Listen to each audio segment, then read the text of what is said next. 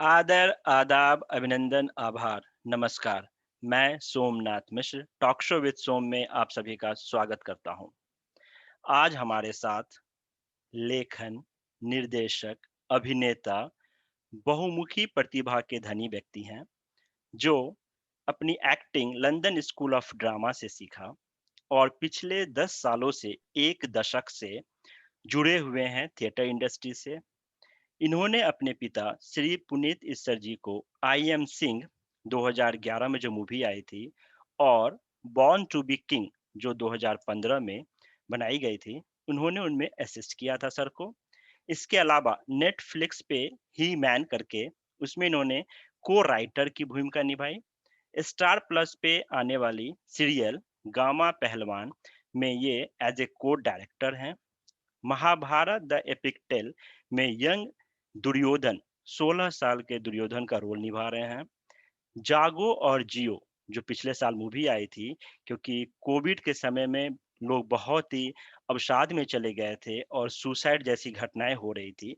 इस पे उन्होंने एक मोटिवेशनल बनाया था जो इनके यूट्यूब चैनल पे भी है, जागो और जियो, जिसमें इन्होंने एक्टर, राइटर, डायरेक्टर का भूमिका निभाया था।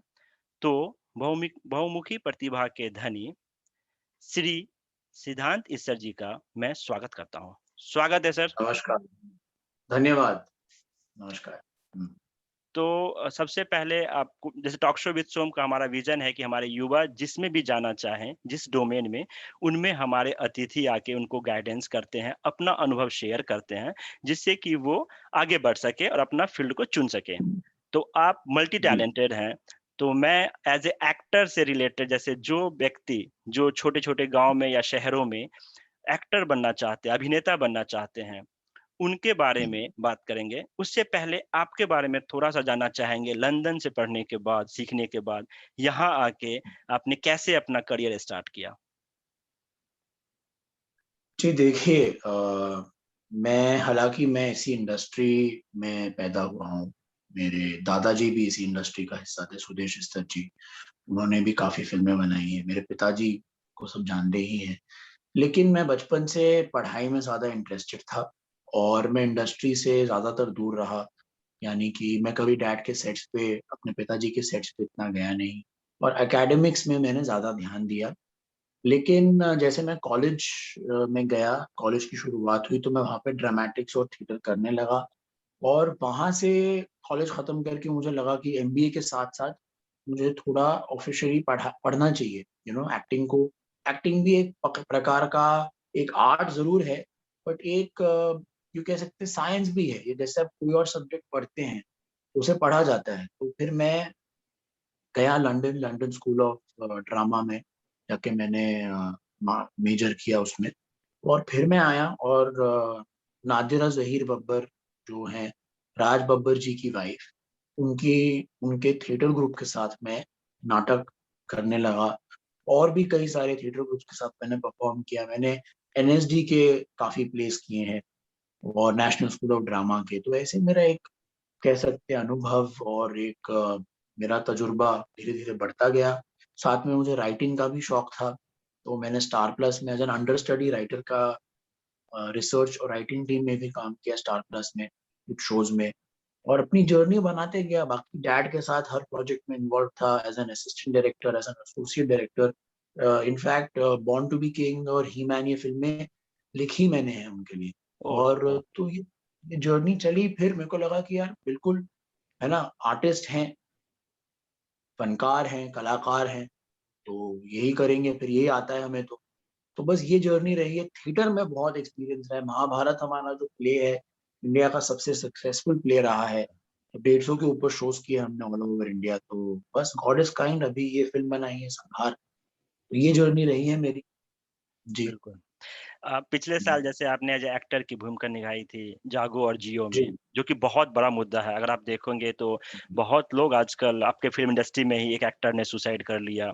तो बहुत हुँ, अवसाद चल रहा है, लोगों लोगों के ऊपर मतलब इतने सारे प्रेशर ले लेते हैं। तो हाँ। एक्टिंग एक्टिंग फ़ील्ड में आने वाले युवाओं के लिए क्या इतना प्रेशर वाक़ई है या लोग ले लेते हैं? आप क्या कहना चाहेंगे? जी, मैं ये कहूँगा ना कि देखिए, क्या होता है ना, हमारी इंडस्ट्री में बहुत मेंटल प्रेशर होता है लोगों पे, क्योंकि और किसी भी फील्ड में अगर आप हैं, अगर आप एक नौकरी कर रहे हैं या आप स्टॉक मार्केट में काम करते हैं, तो अगर आपका नुकसान हो गया, आपके एक दिन में आपने 10 लाख गवा दी, ठीक है, तो आप शाम को घर आओगे, आप तले हुए पकोड़े खाओगे, आप भुजिया खाओगे, आप चॉकलेट केक खा लोगे, 1 किलो मिठाई खा लोगे, उसके बाद आप खाना खाओगे, पराठे खाओगे और रात को आप 1 बॉटल विस्की पी लोगे और आपके जितने गम हैं सब धुल जाएंगे, क्योंकि आपने, फर्क नहीं पड़ता ना आप कैसे दिखते हो, आपका पेट निकला हुआ है, फर्क नहीं पड़ता। लेकिन हमारी इंडस्ट्री में जो लोग होते हैं ना, उनको अपनी जो वेस्ट लाइन कम रखनी पड़ती है, तो हम अपने पसंद का खाना नहीं खा सकते, डाइटिंग करनी पड़ती है, भूखा रहना पड़ता है ज्यादा करके। तो क्या होता है, जब आपको डिप्रेशन होती है, काम नहीं मिलता, कोई चीज फेल हो जाती है, कोई चीज फ्लॉप हो जाती है, उसके ऊपर आपको भूखा रहना पड़ता है, तो आपके माइंड में एक वो चालू हो जाता है। आप समझ रहे हैं? जी दूसरा, जी। हमारे यहाँ पे क्या होता है ना, हमारा सक्सेस और फेलियर पब्लिक होता है। अबे मैंने हाँ, एक, किसी ने फिल्म बनाई, वो फिल्म फ्लॉप हो गई, तो सबको पता होगा कि हाँ ये फ्लॉप है, इसकी ये फिल्म फ्लॉप है। जी दूसरों का क्या होता है, अगर आपने कुछ बिजनेस शुरू किया और वो फेल भी हो गया, तो लोगों को पता नहीं होता। पता नहीं आप होता। बोलोगे हाँ हाँ नहीं बन रही है, मेरी बिल्डिंग अभी चालू है, काम चालू है, अगले साल बनने, परमिशन में लगाओ, आप झूठ बोल के अपनी जिंदगी काट सकते हो। यहाँ पे क्या होता है, अगर एक चीज थोड़ी फ्लॉप होती है ना, हाँ ये तो फ्लॉप हो गया। आपका सक्सेस और फेलियर पब्लिक होता है यहाँ, जी। तो साइकोलॉजिकल इम्प्लीकेशन बहुत होते हैं। तो जिसको भी एक्टर बनना है, तो उसका एक ही मंत्र होना चाहिए कि दुनिया आपके बारे में क्या सोच रही है, इससे आपको कुछ फर्क नहीं पड़ना चाहिए। आपके खुद के माँ बाप, अपने माँ बाप भी अगर आपको कुछ कह दे, आप परिवार वाले भी अगर आपसे कुछ कह दे, तो भी आपको बुरा नहीं लगना चाहिए। अगर आप में वो क्षमता है कि दुनिया का कुछ भी ओपिनियन हो, वो आपके माइंड को इफेक्ट नहीं करे, तो ही आपको एक्टर बनने की कोशिश करनी चाहिए, मेरे मेरे हिसाब से। सुपर ये मैं सुपर। कहूँगा, बिल्कुल है सही ना। कहा अगर आपने। आप लोग क्या कहेंगे, अगर आपके माइंड में क्वेश्चन आता है, तो आप प्लीज एक्टर मत बनिए, क्योंकि आप कॉन्स्टेंटली पब्लिक आपको प्रोसिक्यूट करेगी, आपको जज करेगी। आप एक्टर बनते ही हैं जज होने के, जी। तो ये आपका, आपने लोगों को एक राइट दिया हुआ है कि आपकी सक्सेस पे आपकी तारीफ करेंगे, और जरा सा कुछ ऊपर नीचे होगा तो आपको चीजें कहेंगे, आपको रिजेक्शन फेस करनी पड़ेगी, है ना। बड़े बड़े लोगों को अपने लेवल पे रिजेक्शन फेस करनी पड़ती है, हम तो छोटे लोग हैं। तो अगर आप इसके लिए रेडी हैं, तो ही आप एक्टर बनिए। पहले तो मैं हर एक्टर से ये कहूंगा। जी बिल्कुल सही। बहुत ही सही कहा आपने, बहुत ही मतलब यूनिक लाइन कहा कि अगर आप इसके लिए जी। तैयार हैं, तो इस फ़ील्ड में आप एंट्री कर सकते हैं। तो सर एक बात। क्रिटिसिज्म के लिए जी, बिल्कुल। सर हाँ, एक बात बताएँ हाँ, कि जो लोग जी, इसमें आना चाहते हैं, तो उनको क्या कहीं हाँ। न कहीं से कुछ कोर्स करना ज़रूरी है या फिर बिना कोर्स किए भी स्ट्रगल करके आगे आ सकते हैं? नहीं, मैं ये कहूंगा कि देखिए, बहुत लोग बम्बई आ जाते हैं कहानियां सुन के दूसरे कलाकारों की, करे पता है ये बॉम्बे गया था, ये पुल के नीचे सोता था और इसको चांस मिल गया और आज ये राज कर रहा है। देखिए क्या होता है ना, वो बहुत बड़ा एक रिस्क होता है। और मैं बस ये कहूंगा कि अगर आप आए हैं, और बिल्कुल ऐसा है कि अपॉर्चुनिटी मिलना ना मिलना आपके हाथ में नहीं है, वो बहुत लोगों के हाथ में हो सकता है।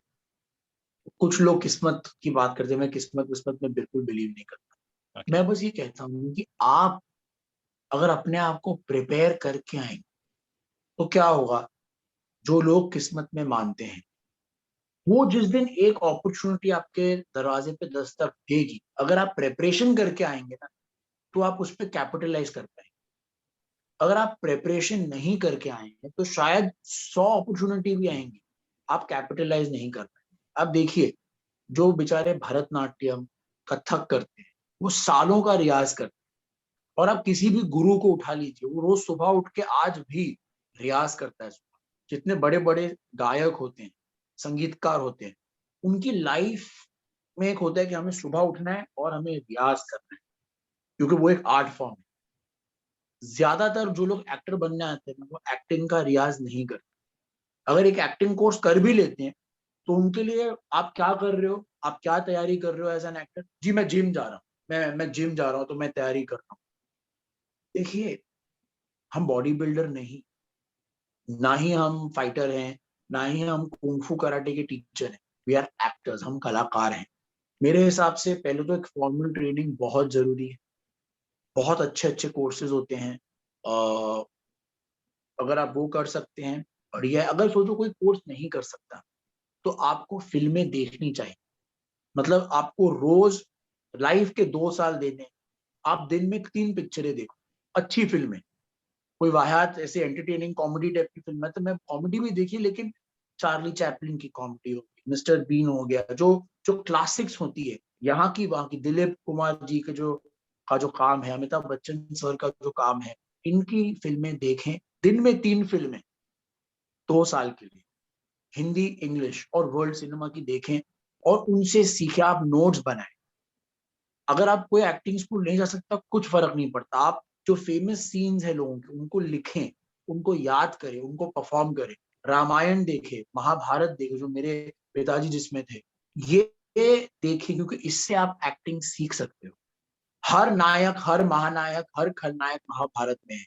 कृष्ण भगवान की भी भूमिका है, अर्जुन जो एक ब्लू आइड बॉय हीरो होता है वो भी है, खलनायक दुर्योधन भी है, एक अर्धनायक एंटी हीरो करण भी है। आप अगर एक महाभारत सीरियल ही 4 बार देख लो, आप आधी एक्टिंग सीख जाओगे उससे। एक्टिंग जरूर सीख के आए। जैसे आप एक क्रिकेट मैच में जाएंगे, आप अगर बिना क्रिकेट सीखे जाएंगे तो शोएब अख्तर की बॉल देख के आप डर जाएंगे। डर जाएंगे। प्लीज एक्टिंग सीख के, और अगर हो सके तो अभ्यास के लिए थिएटर जरूर करें, क्योंकि थिएटर से आपका डर निकलता है, अपने कॉन्फिडेंस आता है कि मैं अगर 2000 लोगों के सामने डायलॉग बोल सकता हूँ, मैं कैमरा के सामने जरूर बोल पाऊँ। ये कहूंगा। बहुत सही। जी। बहुत ही सही बातें कहा आपने कि मतलब इस जी। मूवी देख के अपने आप को कॉन्फिडेंस होना बहुत ज़रूरी है। एटीट्यूड के बहुत साथ जरूरी। कॉन्फिडेंस, बिल्कुल। तो सर जी। एक बात बताएँ, जो गाँव से आएँगे, जैसे मान लो आपकी बात मान लिया कि 2 सालों तक उन्होंने हम्म, महाभारत और मूवीज़ देखे। देख के वो वहाँ जी। से छोटे जगह की बात कर रहा हूँ, रूरल एरिया की बात करूँ, वहाँ से वो हम्म, मुंबई हम्म, आ जाते हैं। तो उनको हम्म। थिएटर में अपॉर्च्युनिटीज़ या फिर कहीं और अपॉर्च्युनिटीज़ मिलने के क्या-क्या स्कोप्स होते हैं, ऑप्शंस क्या-क्या होते हैं? कि ये कहूंगा, इनफैक्ट जो लोग रूरल एरिया से आते हैं ना, ये उनके लिए एक गोल्डन इरा चल रहा है इस वक्त बॉलीवुड में। अच्छा। इसका रीजन है कि देखिए, एक क्लासिक फिल्म आई गैंग्स ऑफ वासेपुर, हुँ, मेरी फेवरेट फिल्म है। अच्छा। और उस एक फिल्म ने पूरा एक गेम चेंज कर दिया। राजकुमार राव जी, नवाजुद्दीन सिद्दीकी जी, पंकज त्रिपाठी जी, जगदीप अहलावत जी, और कितने, ऋचा चड्ढा, हुमा कुरैशी, पीयूष, मतलब मैं नाम लेते लेते आपका शो खत्म हो जाएगा। ये सब उस एक फिल्म से आए। क्या होता है ना, पहले एक क्विंटेसेंशियल होता था कि अच्छा, हीरो होगा तो ऐसा होगा, विलन होगा तो ऐसा होगा, विलन होगा तो मतलब 6 फुट 2 इंच चौड़ा ऐसा होना चाहिए, हीरो होगा तो गोरा चिट्टा सुनखिया नैन नक्श ऐसे होने चाहिए। ये एक लहर चली है इस दौर में कि आप अगर टैलेंटेड हैं, तो आप किसी भी गांव से आए हो, आप कैसे भी दिखते हो, कुछ फर्क नहीं पड़ता, लेकिन टैलेंटेड होना बहुत जरूरी है, वो बहुत जरूरी है। और आजकल देखिए जो फिल्में बनती है ना, ज्यादातर, अभी आप वेब सीरीज ले लीजिए, गैंग्स ऑफ वासेपुर एक वेब सीरीज, सॉरी मिर्जापुर एक वेब सीरीज बनी, मिर्ज़ापुर। हुँ, गैंग्स ऑफ वासेपुर एक फिल्म बनी, मिर्जापुर वेब सीरीज, पाताल लोक वेब सीरीज, हुँ। रक्तांचल वेब सीरीज, ये सब यूपी बिहार वो काउ बेल्ट के उस पे बेस्ड है। और ऐसी जो वेब सीरीज बनती है, अभी आप मुझे देखिए, मैं बॉम्बे का पल पला बड़ा हूँ, उसमें मुझे बहुत मुश्किल से रोल मिले, बिकॉज वो जो भाषा है मैं पिकअप ही नहीं कर पाऊंगा। तो जो कास्टिंग डायरेक्टर देखता है ना, वो बोलता है एक सिद्धांत लड़का आया है, उसको ट्रेन करके वो यूपी का लैंग्वेज, यूपी की जो लैंग्वेज सिखाने से अच्छा है हम एक यूपी झारखंड बिहार से आए हुए लड़के को लें और उसी को थोड़ा ग्रूम करके डाल दें। तो बहुत रूरल इंडिया वालों के लिए अपॉर्चुनिटीज हैं, लेकिन आप एक्टिंग सीख के आए, ऐसे बस रवि किशन को देख के मत आ जाए वो वो फिर देखिए वो गलत हो जाता है। आप एक्टिंग सीख के आए और अपना ट्रेन करके आए, बहुत अपॉर्चुनिटी है, लेकिन आए, और कास्टिंग डायरेक्टर्स के बड़े सारे ऑफिसेज हैं, वो बहुत अच्छे लोग हैं, वो अपॉर्चुनिटी देते हैं सबको। आप उनके ऑफिस में जाइए, इंट्रोडक्शन दीजिए, उनकी टीम्स होती हैं, अगर उनको उस वक्त आपका लुक उस कैरेक्टर से मैच हो गया तो वो आपको कॉल करेंगे और आपका ऑडिशन लेंगे। और आजकल तो मीडियम्स है यार, आप वीडियोस बना के अपने ट्विटर पे, सोशल मीडिया पे, इंस्टाग्राम पे, यूट्यूब पे डालते रहें, कब क्या चिटक जाएगा पता नहीं, है ना? वैसे बिल्कुल, होता है। बिल्कुल सही। सिद्धांत जी, आप ये बताएँ कि अभी आपकी जो पिछली मूवी जो 16 अप्रैल को रिलीज़ हुई है, जी। जिसमें आप as a director, as a actor, as a writer आपने काम किया है, उसके बारे में थोड़ा-सा हमारे दर्शकों को बताएँ? हाँ जी, तो जैसा कि मैंने पहले कहा था कि पिछले साल 16 अप्रैल को इसी टाइम पे 2 साधुओं को मार दिया गया था पालघर में। और हमारा एक ऐसा देश है जहाँ पे कुछ भी होता है तो लोग पहल करते हैं, चर्चा करते हैं, वाद-विवाद होता है और लोग कैंडल मार्च करते हैं, ये करते हैं, वो करते हैं, लेकिन उसके लिए किसी ने कुछ नहीं बोला। उन 2 साधुओं की जो निर्मम हत्या हुई, किसी ने आवाज़ नहीं उठाई, किसी ने चूँ तक नहीं की। तो मुझे बहुत दुःख हुआ, बहुत बुरा लगा और उसी इंसिडेंट से प्रेरित होकर, खाली प्रेरित होकर, ये उस पे बेस्ड नहीं है मेरी शॉर्ट फ़िल्म, उससे इंस्पिरेशन लेकर मैंने एक शॉर्ट फ़िल्म बनाई है, जिसका टाइटल है संहार। और ये कोई बायोपिक नहीं है उन पे, ये कोई डॉक्यूमेंट्री नहीं है उन साधुओं की लाइफ पे, लेकिन उस दर्दनाक हादसे से इंस्पिरेशन लेकर मैंने एक फ़िल्म बनाई है। और 50 मिनट की फ़िल्म, जिसमें मैंने जिसका निर्देशन किया है और जिसको मैंने लिखा है, खुद एक्टिंग भी की है। मेरे पिताजी श्री पुनीत सर जी ने इसमें एक्टिंग की है, कैलाश खेर जी ने गाना गाया है। और ये जो फ़िल्म है ये खिलाफ है साधु हत्या के और गौ हत्या के भी खिलाफ है ये पिक्चर। संहार नाम है इसका। बहुत सही। तो मैं अपने दर्शकों से निवेदन करता हूँ, आप इसको जाके देखें और हमारे सिद्धांत जी ने जो बनाया है, इनकी कला से सीखें कुछ। आप एक बात बताएँ, अभी आप महाभारत द एपिक टेल में भी यंग दुर्योधन का किरदार निभा रहे हैं। तो चूँकि आपके पिताजी श्री पुनीत इस्सर जी ऑलरेडी महाभारत जो फ़ेमस वर्ल्ड वाइड कह सकता हूँ मैं, उसमें हाँ, दुर्योधन का किरदार निभाया था। तो आपके लिए कितना चैलेंजिंग था? क्योंकि आपके पिता ने खुद दुर्योधन निभाया है, आप दुर्योधन निभा रहे हो। तो एक तो क्या अपना एक्टिंग करना है, आपको उस लेवल पे लेके जाना है क्योंकि लोगों का एक्सपेक्टेशन है कि आप उनके बेटे हो, तो आपसे भी वही एक्सपेक्टेशन लोगों का होगा। तो ये कितना जी, जी, चैलेंजिंग था बिल्कुल। आपके लिए? जी, अपने एक तरीके से तो सॉरी बहुत बड़ा चैलेंज था। लेकिन मैं ये कहूँगा कि देखिए क्या होता है ना, जैसे उन्होंने जो दुर्योधन पोर्ट्रे किया, वो दुर्योधन लोग ऑलरेडी देख चुके थे। और सबकी एक इंटरप्रिटेशन अलग होती है एक रोल की, ठीक है? बिल्कुल। और मैं जो दुर्योधन जो मैंने दर्शाया है लोगों के सामने, वो एक दुर्योधन था 21 साल का, जो अभी-अभी गुरुकुल से आया है। तो उस वजह से उसमें एक इनोसेंस, एक थोड़ी वल्नरेबिलिटी थी। जैसे उनका जो पोर्ट्रेयल था दुर्योधन का, वो बहुत ही डॉन्टिंग, डोमिनेटिंग, वैसा था। मेरा थोड़ा वल्नरेबल कि आगे क्या होगा? क्यों मेरे साथ अत्याचार किया जा रहा है? क्यों लोग मेरे खिलाफ है, मेरा विरोध कर रहे हैं? मुझमें मैंने ऐसा क्या किया कि सब बोल रहे हैं कि मैं काल हूँ, मैं काला साँप हूँ, मैं कुरु वंश को ले डूबूँगा। तो मैंने ये पेन लाया है अपने दुर्योधन में। और जैसे एक पेड़ होता है, एक वृक्ष होता है, तो आप वृक्ष देखते हैं, आप वृक्ष देख चुके हैं महाभारत में।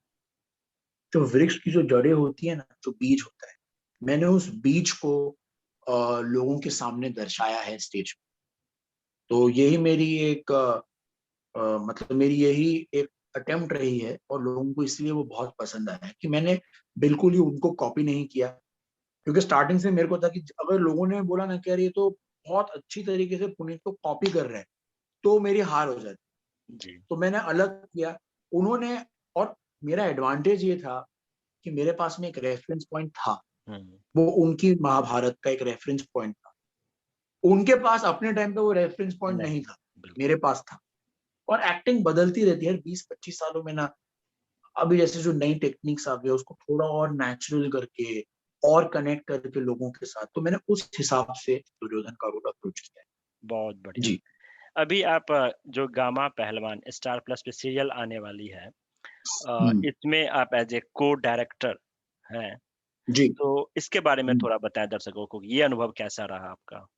जी, तो ये कैसा रहा कि ये सलमान खान सर ने इससे प्रोड्यूस किया है और हमने इसका पायलट बनाया है और सोहेल खान सर इसमें एज अ लीड एक्टर हैं और मैंने और मेरे फादर ने इसे मिलके लिखा है पूरे गामा पहलवान के शो को। और इसका हमने स्टार प्लस के लिए बनाया था। फिलहाल हम एक ओटीटी प्लेटफॉर्म के लिए इसको पिच कर रहे हैं। पायलट तो बन चुका है बट हमने भी एक ओटीटी प्लेटफॉर्म में से पिच किया है क्योंकि अभी ओटीटी प्लेटफॉर्म्स का जमाना ज्यादा है और ये जिस स्केल का शो है वो मतलब स्टार प्लस पे नहीं आ सकता एज अ डेली शो और ओके। बजट नहीं हो पाएगा। तो हम बड़े बजट पे और बड़े पैमाने पे इसे ऑन एन ओटीटी बड़े प्लेटफॉर्म पे लेकर आ रहे हैं और उसका जो बेसिकली जो क्रिएटिव जो पूरा है मैं संभालूंगा और मेरे डैड सेट पे डायरेक्ट करेंगे। सुपर, जी सुपर। तो जैसे आप लेखक भी हैं, डायरेक्टर भी हैं, जी एक्टर भी जी। हैं, तो आप भविष्य में जैसे अगर मैं 5 साल बाद हमारे दर्शक चाहते हैं कि सिद्धांत जी, तो कौन-सा डोमेन लेके आप चलना चाहेंगे? सारे डोमेन सारे डोमेन मैं हमेशा से हमेशा चाहूंगा कि मैं एक साथ तीनों चीजें करूं। शायद मैं भविष्य में और भी कुछ बन जाऊं। सुपर, आप शायद सुपर। 5 साल बाद में और भी आप देख सुनेंगे कि सिद्धांत जी भी और भी 2 3 5 डोमेन्स पकड़ लिया मैंने। नहीं, नहीं, ये हो सकता मेरी शुभकामनाएँ कि आप हो। है। तो चलिए इस कॉन्फिडेंस के पीछे की क्या राज़ है? इस कॉन्फिडेंस कि मैं ये करूँ और इतना करूँ, तो इसकी राज़?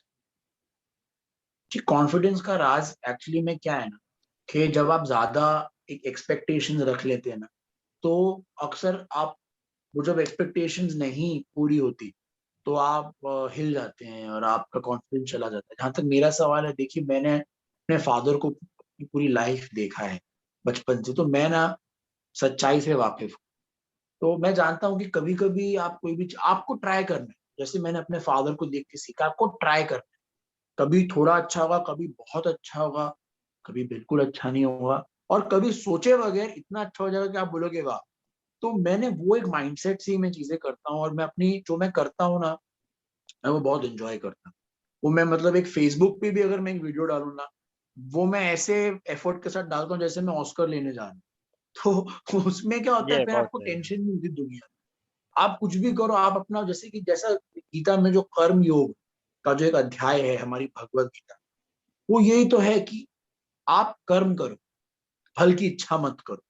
तो आप जब वो पकड़ के चलो ना तो आप में एक्स्ट्रा कॉन्फिडेंस रहता है कि मेरे को तो रिजल्ट से कुछ लेना देना नहीं मुझे तो सिर्फ अपना काम करना है। तो मैं ये सोच के चलता हूँ हमेशा। बिल्कुल सही कहा आपने, क्योंकि अभी जैसे ओटीटी हो गया या फिर आपका डायरेक्ट आप मूवी की बात कर लो या फिर थिएटर की बात कर लो, जो जी एक्टर हैं, वो एक्टिंग कर रहे हैं, चाहे कहीं भी कर रहे हों। करेक्ट किसी भी करेक्ट अ, जो भी हमारे हैं दर्शकगण, उनके नज़र में वो एक्टिंग कर रहे हैं। ये नहीं है कि वो कहाँ करेक्ट। कर रहे हैं, तो उनका एक्टिंग इम्पोर्टेंट बिल्कुल जी सही कहा आपने। तो इम्पोर्टेंट ये है कि आप अपना जी रोल को सही से निभा दें, जो उसके साथ जस्टिफाई बस कर दें। बिल्कुल ये बिल्कुल सही कहा आपने। बिल्कुल बिल्कुल तो बिल्कुल वही है ना। आप थिएटर में एक्टिंग कीजिए या आप टेलीविजन पे कीजिए या आप बड़े पर्दे पर थिएटरों में दिखिए या आप लाइव स्टेज कीजिए कुछ फर्क नहीं पड़ता। आप अपना काम कर रहे हैं वो बिल्कुल। जहां तक चीज पहुंचनी होती है पहुंच जाती है हमेशा। बिल्कुल। तो जी मैं अपने दर्शकों को बताऊँ कि सर जो ये बात कहें बहुत ही इम्पोर्टेंट है। आप इनसे सीख के आप अपने कर्म पे विश्वास करें। ये ना देखें कि मुझे छोटा-सा रोल मिल रहा है, नहीं मिल रहा है, स्ट्रगल करना पड़ रहा है। बिल्कुल क्योंकि इन्हीं सब चीज़ों से आपको अनुभव होगा और फिर बाद में जब भी क्लिक करेगा तो अच्छा मौका मिलेगा आपको। बिल्कुल करेक्ट सही कह रहे हैं बिल्कुल। सिद्धांत जी आप। सिद्धांत जी आप ये बताएँ कि ही मैन जिसको आपने एज़ अ को-राइटर काम किया है, इसके बारे में थोड़ा-सा बताएँ हमारे दर्शकों को? जी ये एक फिल्म है जो मैंने लिखी है और मेरे पिताजी ने इसका निर्देशन किया है और बहुत ही बढ़िया फिल्म है।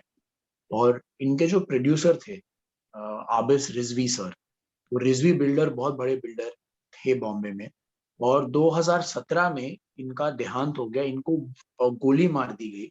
ओह! ये टर्की टर्की गए थे और टर्की में आपको याद है 1 जैन 2017 को एक टेररिस्ट अटैक हुआ हाँ, था हाँ, बहुत हाँ। फेमस। इसमें इनकी हत्या हो गई तो इन्हें मार दिया इनका देहांत हो गया था। तो पूरी बनी फिल्म थी। उस वक्त ओटीटी प्लेटफॉर्म्स थे नहीं हाँ। तो हमारा था कहाँ रिलीज करे प्रोड्यूसर तो मर गया। और 1 2 साल फिल्म बन के बंद पड़ी रही। बहुत बढ़िया फिल्म है। एक फादर सन के रिलेशनशिप पे बेस्ड फिल्म है। अब क्योंकि ओटीटी प्लेटफॉर्म्स आ गए हैं और वो ऐसी फिल्में खरीद रहे हैं, आप डायरेक्ट रिलीज कर सकते हैं, प्लेटफॉर्म मिला है हमको, तो हमारी बात हुई है, अभी हम उसको रिलीज करने वाले हैं ओटीटी प्लेटफॉर्म। बिल्कुल। जी, पिछले साल जब कोविड हुआ था तो बहुत सारे लोग अवसाद में चले गए थे जिसमें आपने जागो और जियो, इसका आइडिया कैसे जी, लगा? मतलब ये क्योंकि बहुत अच्छी मूवी है, मैंने खुद देखी हुई है और जी, ये युवाओं के लिए मोटिवेशनल है कि कैसे आप अपने स्ट्रगल से निकल सकते हैं।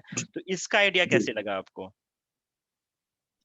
जी, ये क्या था कि मई, जब लास्ट ईयर मई का महीना था, तो काफ़ी लोग सुसाइड कर रहे थे और मैं मतलब दोस्तों के थ्रू की एक एक्टर को जानता था, एक सरदार एक्टर थी, उन्होंने बॉम्बे में सुसाइड कर दी। एक लड़की थी जो उन्होंने गुजरात में सुसाइड कर दी। तो मुझे लगा ऐसा क्यों हो रहा है? तो मैंने इस पे थोड़ा रिसर्च किया और मैंने बोला कि यार लाइफ में गिव अप करना ऑप्शन नहीं है, क्योंकि बोलते हैं ना, जान है तो जहान है। जहान है, बिल्कुल, कुछ भी है, हम ज़िंदा तो हैं। और बिल्कुल। ये कोविड के बाद हम सबको रियलाइज़ हुआ है ये कि भैया तुम ज़िंदा तो हो, हुँ, है ना? काम नहीं है कोई बात नहीं, पैसा नहीं है कोई बात नहीं, सक्सेस नहीं है कोई बात नहीं, शोहरत नहीं है कोई बात नहीं, एटलीस्ट यू आर अलाइव।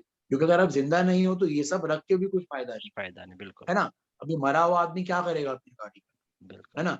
तो जब ये मेरे माइंड में एक सोच आई तो मैंने बोला क्यों ना एक लाइफ इज़ ब्यूटीफुल, ज़िंदगी खूबसूरत है, एक इस पे एक फ़िल्म बनाई जाए कि कैसे एक लड़की को यमराज आके समझाता है कि हुँ, बेटा मैं हुँ, तो मौत का दूत हूँ, तो तू ज़्यादा ये सब कर मत, जी अपनी ज़िंदगी। हुँ, और जब तक तू ज़िंदा है, एक चांस है कि एक ना एक दिन आपके सारे सपने पूरे हो सपने जाएँ, पूरे जब हों, तक आप ज़िंदा हो। बिल्कुल, लेकिन अगर आप मर ही गए तो गेम खत्म ना आपका।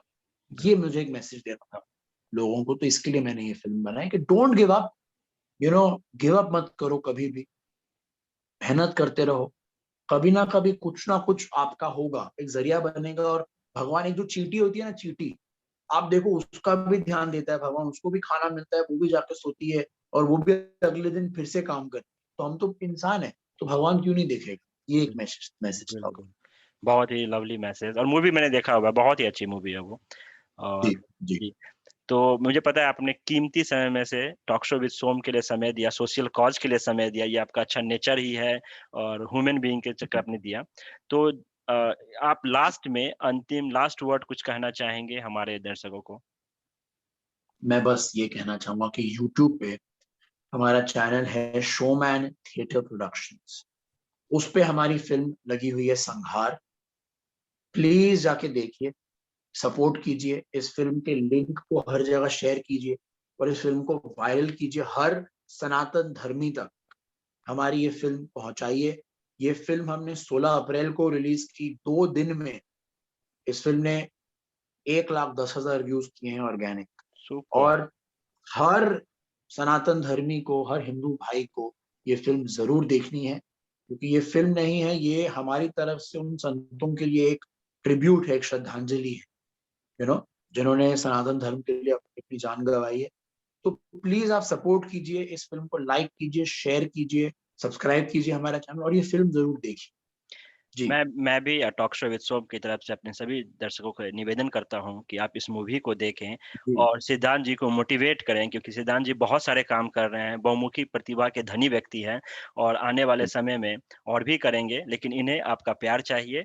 इसके लिए आप उसको देखें, लाइक करें, सब्सक्राइब करें और लोगों को बताएँ क्योंकि इनका मेहनत किसी का भी मेहनत तभी सफल है जब उसको लोग लाइक करें। जैसे जी, मैं ही टॉक शो कर रहा हूँ ये, तभी अच्छा है, तभी मुझे मोटिवेशन मिलेगा जब कोई लाइक करेगा, जब कोई आगे इससे फ़ायदा लेगा। तो उस मूवी को देखें बिल्कुल। और इसको प्रोत्साहित करें।